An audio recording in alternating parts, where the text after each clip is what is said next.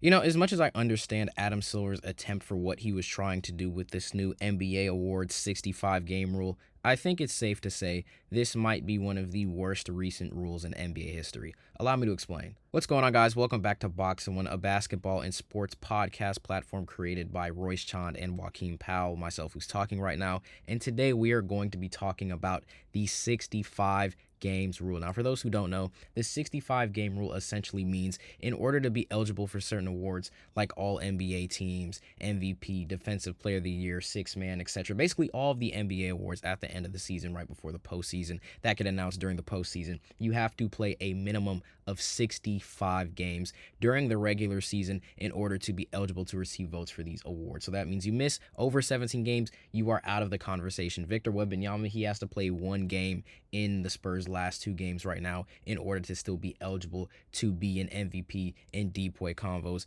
and all NBA team convos. But there are a couple of stars missing. So Cade Cunningham had a collapsed lung last month, came back from it very fast. That was shocking to me how fast he came back from a collapsed lung. Shout out to these NBA doctors and what they've really done. Sports medicine in general the last few years has come up. I mean, Tyrese Halliburton tweeting that today was the first day. Today of recording this video, Wednesday, April 8th. Today is the first time he's played 5-on-5s since his Achilles tear. Jason Tatum coming back only about 11 months after an Achilles tear. Kawhi Leonard, Joel Embiid, who will also both be mentioned later in this video. The things that these doctors have done for those guys, kind of reviving their careers almost. Want to shout out sports medicine, but I digress. Cade Cunningham came back today, but he's only going to at most play 64 games. And this is a guy who, yes, the Detroit Pistons are appealing, but looking at the 65 games rule, this is a guy who's going to miss MVP votes, all NBA votes, etc., because he did not play 65 games. He missed one game. And then when you think about it, this is a guy who averaged 26, 10, and 8 almost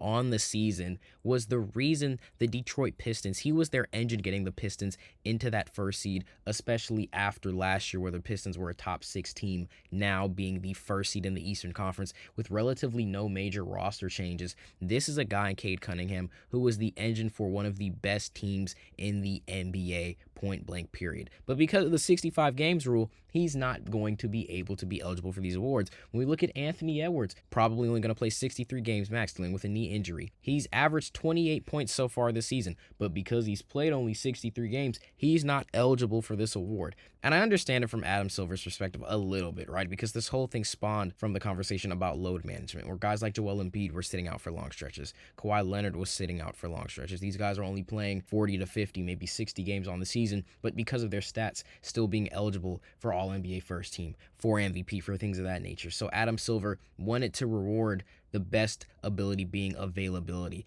And I understand that's always kind of been a conversation, an ever-evolving conversation in basketball, right? When we look at somebody like Anthony Davis, people will say, oh, well, clearly a Disney can't stay healthy. The best ability is availability. But number one, when we look at how the game is played, right? I know people try to compare it to the older eras. Well, the older era, they had bad boy Pistons, was more physical, and these guys were able to stay healthy. The game is so much faster now. First of all, the game is so much faster now, and I think the biggest difference in the NBA from the 80s and 90s to now, it's not the top guys. The 80s and 90s still had top guys that I think if you put them in today's game probably would do very well, but it's the depth in guys 4 through 15 on these NBA rosters. Quentin Grimes is probably a top 20 player in the 80s or 90s. Quentin Grimes is barely the fifth option on the current Philadelphia 76ers team right now. He's behind Maxey, PG, Edgecombe, and Joel Embiid. Barely the fifth option. So there's this thing, right, where we just have to respect the fact that the game has evolved so much more and the physicality has evolved. But the thing about the load management that kind of annoys me a little bit, this was primarily a Kawhi Leonard and a Joel Embiid issue, right? When we look at Joel Embiid in his history with load management, he's a guy that missed a lot of games. Same thing with Kawhi Leonard, missed a lot of games. But now these guys have both been to surgeons who have since helped their injuries recover amazingly well, and they're not missing games. In fact, I'm pretty sure Kawhi Leonard, if he plays every game the rest of the season for the Los Angeles Clippers, will be eligible for that 65-game mark. But I think the thing that makes it kind of bad is that when you institute something like this, and some of these stars simply just won't make it because of injury. I think Tyrese Maxey's a guy who missed a long stretch during the season. Luka Doncic is a guy who might not be eligible for these awards. In fact, I don't think he is because of the games he's going to miss.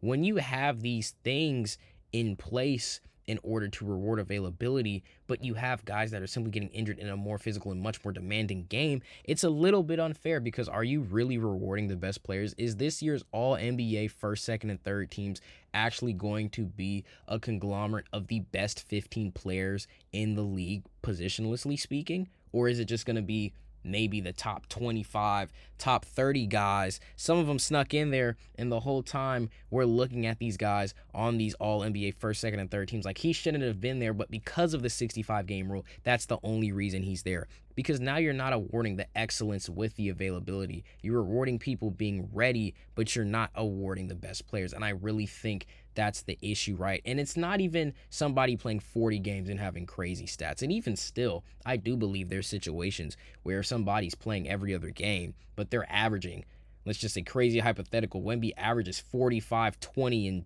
8 blocks a game next season. Obviously, that's not going to happen. But are you going to look at Wemby averaging 45, 20, and 8 with 8 assists and be like, yeah, well, he shouldn't be all NBA at all because, like, let's just say Wemby made a binding vow saying you can drop 45, 28, and 8 every game, but you can only play every other game. Are you really going to look at Wemby's numbers being one of the craziest statistical seasons since Wilt Chamberlain and saying, nah, he only played 41 games. He not all NBA. Are you going to be like, oh my goodness, that's NBA Genghis Khan / Sakuna.